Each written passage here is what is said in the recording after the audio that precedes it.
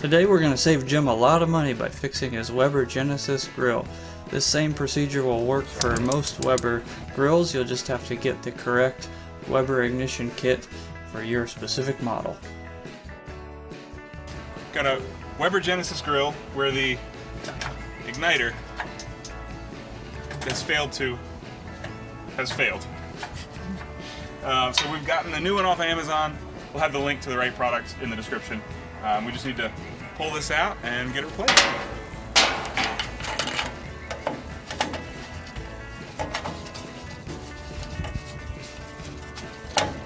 I don't want to undo that all the way because I've got to get this panel off on the bottom. I don't want it to fall in.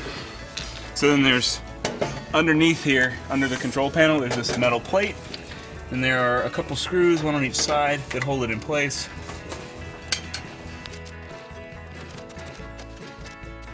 And one on the other side.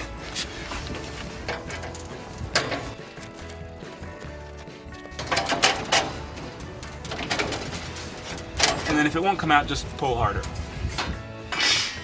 Okay. Now this, we can finish undoing it, because literally all that's holding the igniter in place is that trim piece. So you can see we've got 3 burners and a sear station, so we've got 4 different igniters that we need to disconnect.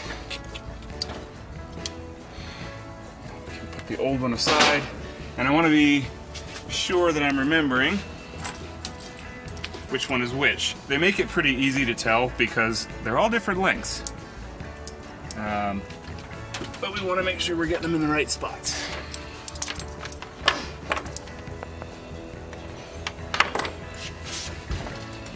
Are these new parts that you're showing me? Yeah, they're the new ones. Interesting. Now I actually don't know how to get this out. So we're gonna find out together. So Alan's taking off the burner caps in order to access the burners, and you'll notice we skipped filming the first removal of the burner because we were figuring out what the heck we were doing. I'm gonna undo the rest of these, unscrew the end cap, and slide all the igniters off, and we'll catch up from there. So Alan is using a flathead screwdriver to disconnect the burners from the back of the grill, and then he'll switch to a Phillips head to disconnect the end caps from the burners themselves.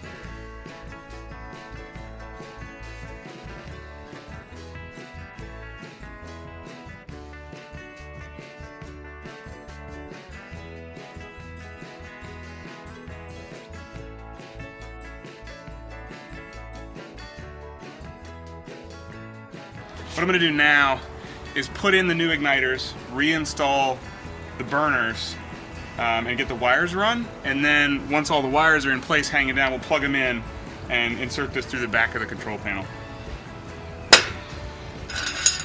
Everything's color-coded, and it's probably good to remember which one goes where, but it's fairly self-explanatory because the wires are very obviously different lengths, and the one furthest from the igniter will need to be the longest wire. So fairly common sense. So I'm just gonna go with it. Get our old burned out igniters out of the way. New one's ready to go. Okay, I'm gonna go back right to left, longest to shortest.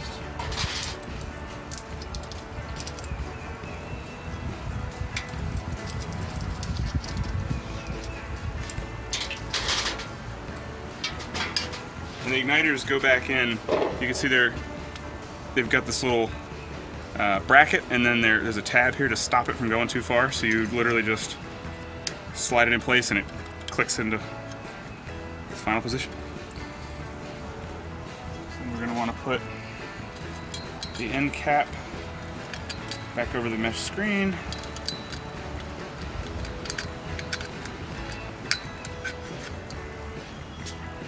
Thread the screw back in. Just get it started by hand and finish with the screwdriver that I lost. Where'd it go? Over here.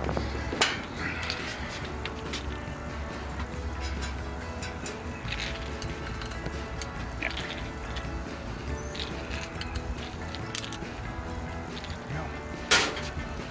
So I'll thread the wire through the hole.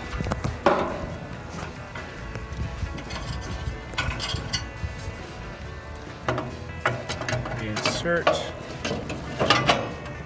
And get this thing seated back under the screw. Indexed on the little peg there. And then we want the flat head to tighten it down. But I'll get the rest of that done. All in an assembly line after this first one. So just to show you. Come on now.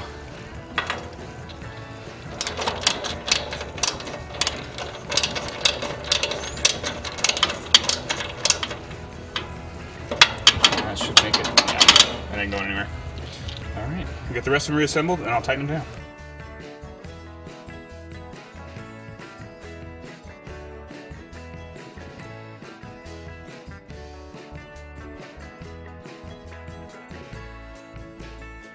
Cool.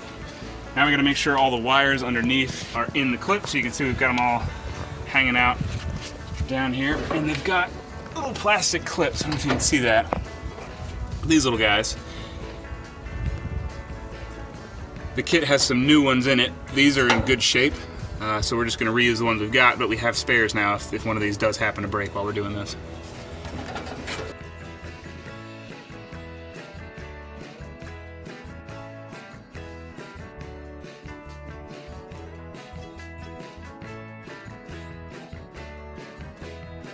There we go.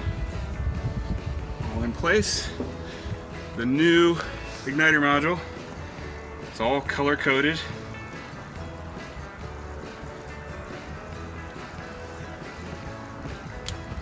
Should be idiot proof. And there's just these little press fittings. Just shove them on there. Matching color for color. And then you'll also notice that this is it's keyed. So there's this little flat spot, and you just line up the flat spot. Put it through. Get our new little retaining ring. Make sure it's threaded on right. There we go. There we go.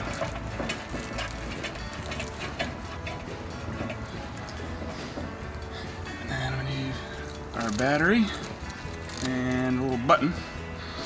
And just want to make sure negative goes in there, positive in here. Ah, all right, so the whole thing is threaded. That's much better. Okay, excellent. All right, Fixing now I'm just the gonna grill. get the panel back on. Hey, bud, just be quiet.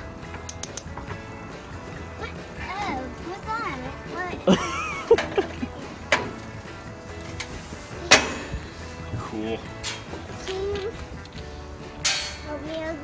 Yes, I can. So Alan's just going to put this together, and I'm going to help my nephew get into this chair.